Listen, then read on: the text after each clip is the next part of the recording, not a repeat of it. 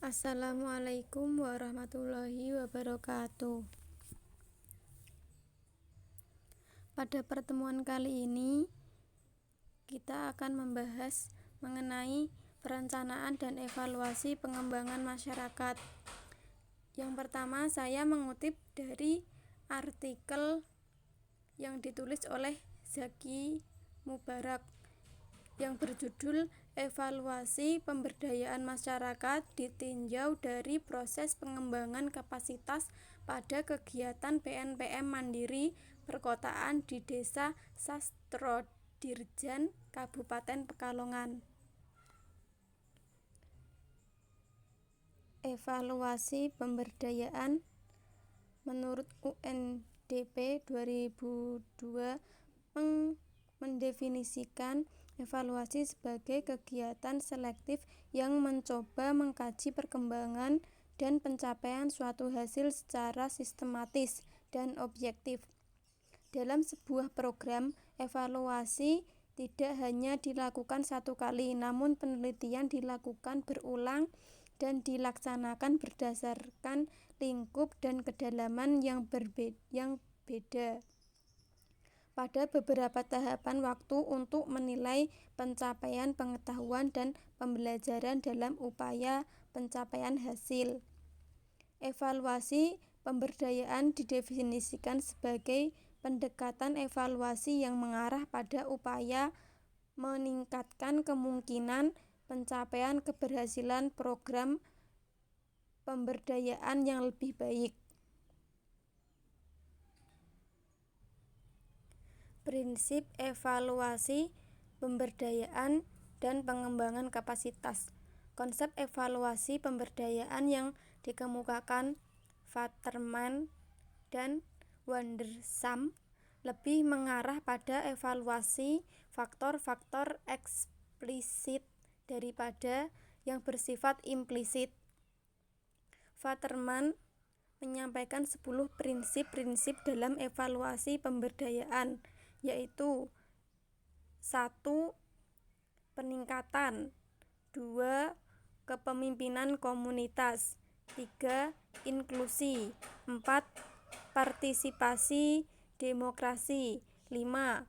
Keadilan sosial, 6. Tingkat pengetahuan komunitas, 7. Strategi berbasis alasan, 8. Pengembangan kapasitas, 9. Pembelajaran organisasi, yang ke-10 akuntabilitas. Prinsip-prinsip evaluasi tersebut merupakan paduan untuk melakukan evaluasi perbagian dari proses pemberdayaan, baik secara konseptual maupun dalam implementasinya. Dari penerapan di atas, terlihat bahwa evaluasi kinerja pengembangan kapasitas merupakan salah satu aspek dalam kerangka evaluasi pemberdayaan masyarakat secara luas. Untuk meneliti atau mengevaluasi kinerja pengembangan kapasitas dalam proses pemberdayaan masyarakat, UNDP 2008 memaparkan kerangka kerja atau framework yang merupakan dimensi penilaian yang terdiri dari masukan atau point of entry, isu utama, core issue, dan kapasitas fungsional atau teknis. Masukan atau point of entry dalam pengembangan kapasitas menurut UNDP dibedakan berdasarkan tingkatannya, yaitu pengembangan kapasitas dalam level sistem, kelembagaan, dan individu. Dimensi 2 yaitu isu utama yang merupakan domain atau ranah dalam pengembangan kapasitas yang terdiri dari penataan kelembagaan, kepemimpinan, pengetahuan, dan akuntabilitas.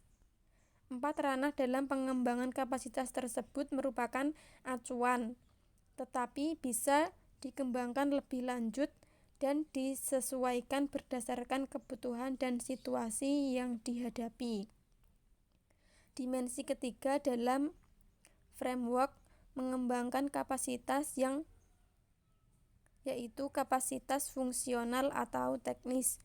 Pengembangan kapasitas masyarakat dalam proses pemberdayaan dibedakan menjadi dua, yaitu kapasitas fungsional yang merupakan upaya untuk meningkatkan kapasitas manajerial yang dibutuhkan untuk menyusun, mengimplementasikan dan mereview kebijakan, strategi, program dan kegiatan, serta kapasitas teknis yang merupakan upaya peningkatan pengetahuan dan keterampilan teknis praktis seperti perubahan iklim, kesehatan, pemilihan langsung.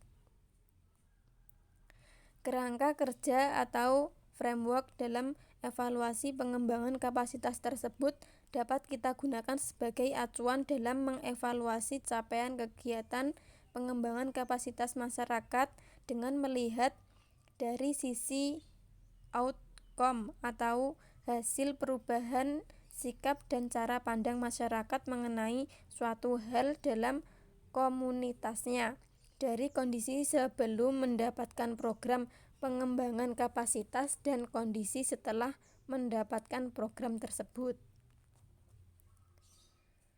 Selanjutnya, model evaluasi pemberdayaan Fujikik. Model evaluasi pemberdayaan adalah salah satu bentuk alat analisis yang bisa digunakan untuk mengukur derajat keberdayaan suatu masyarakat. Fujikik mengembangkan 4 langkah dalam mengevaluasi pemberdayaan. Tahap pertama adalah melihat perubahan masyarakat dari tingkat kesadarannya. Hasil dari analisis mengenai perubahan tingkat kesadaran ini dituangkan dalam grafik yang menggambarkan tingkat perubahan kesadaran dan diklasifikasikan menjadi 3, yaitu sangat baik, telah berubah, dan tidak seperti sebelumnya.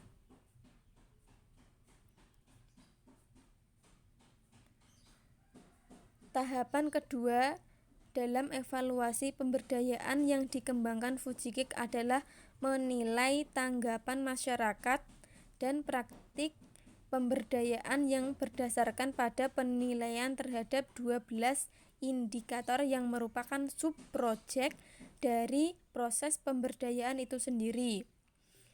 Ke-12 indikator tersebut yaitu tingkat partisipasi, pengemukakan opini, perubahan kesadaran, pengambilan tindakan, kepedulian, dan kerjasama, kreativitas, menyusun tujuan baru, negosiasi, kepuasan, kepercayaan diri, keterampilan manajerial, dan pengumpulan keputusan.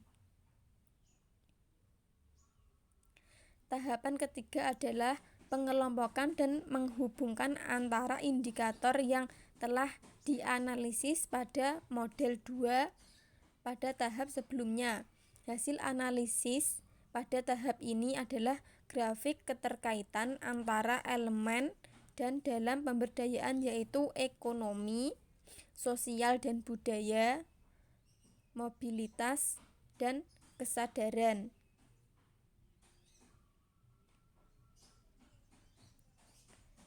Tahapan keempat adalah mengukur tingkatan pencapaian pemberdayaan itu sendiri. Apakah pengaruh dari proses pemberdayaan itu hanya pada tatanan lokal, regional, atau nasional?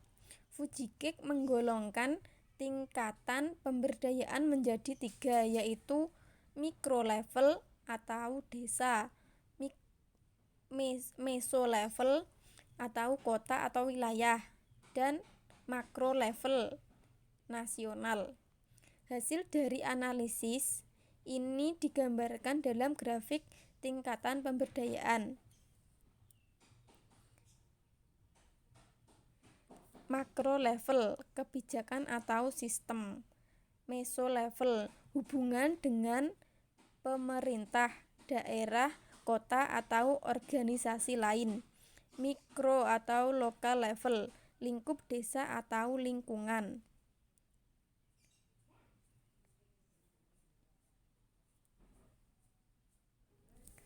Sekian dari saya, kurang dan lebihnya mohon maaf. Apabila ada pertanyaan bisa ditanyakan. Wassalamualaikum warahmatullahi wabarakatuh.